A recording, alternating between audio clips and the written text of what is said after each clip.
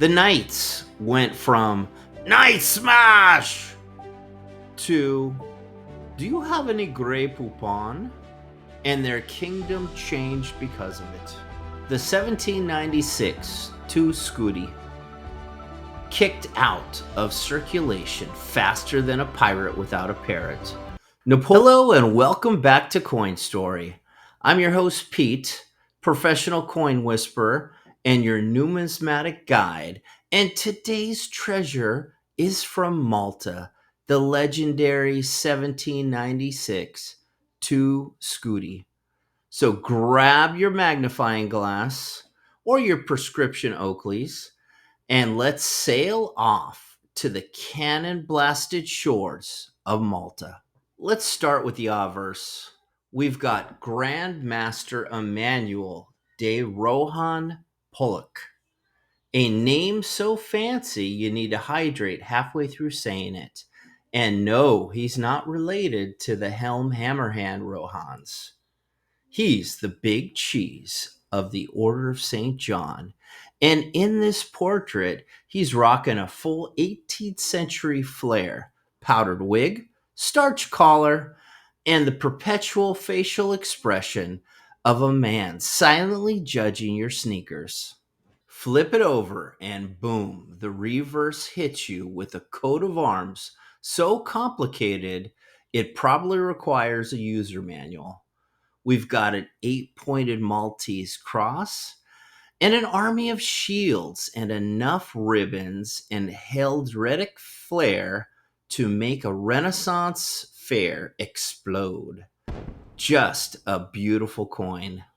If this coin were a resume, it would read, From Malta, armed, recently defended a fortress, open to new opportunities.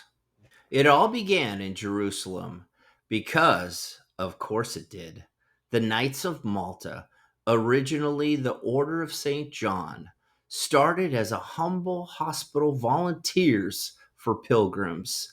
Think Florence Nightingale, but with chainmail. Then the Crusades kicked in and they went full crossover.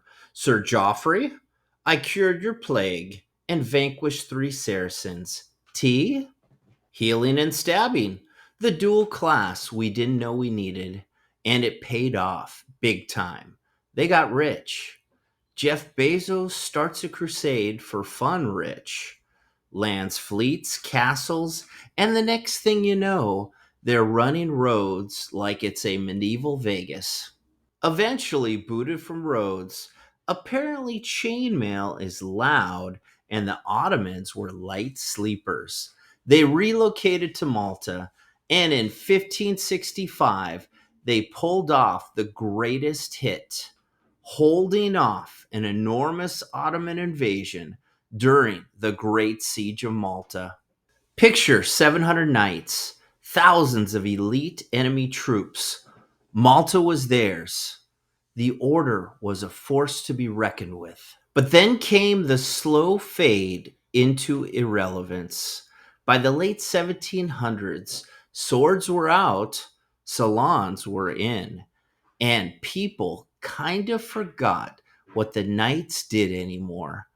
Enlightenment thinkers weren't exactly hyped on Crusader cosplay. And then Napoleon. In 1798, Napoleon showed up like a French bulldozer in an episode of House Hunters, Imperialist Edition. The knights, sworn not to fight other Christians, basically opened the gates and gave him a baguette.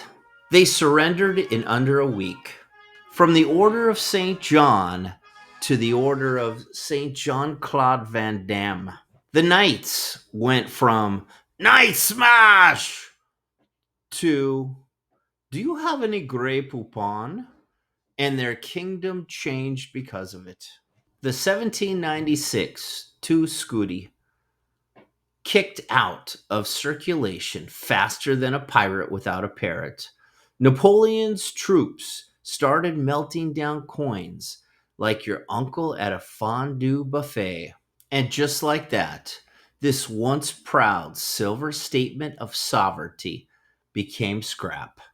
But today, the two Scudi is rare, elegant, a glint of resistance in silver, a snapshot of a lost world where hospitals and battlements and grandmasters wore wigs and armor.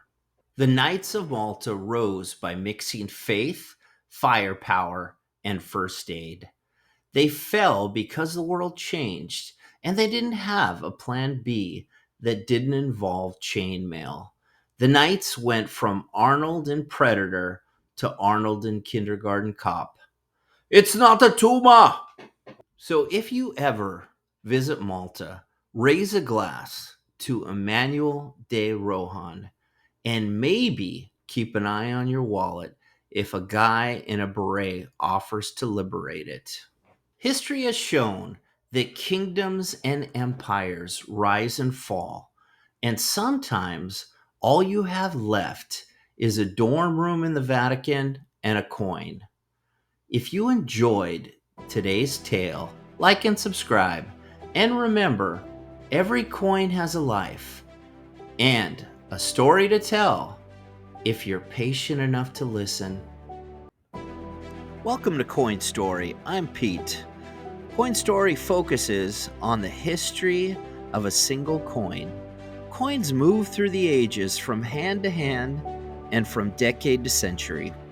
These coins represent the work and culture of the people that own them. Every coin has a story to tell if you're patient enough to listen. Take a little time out of your day and join me for a walk back in time. Every coin has a life, and each coin tells a story.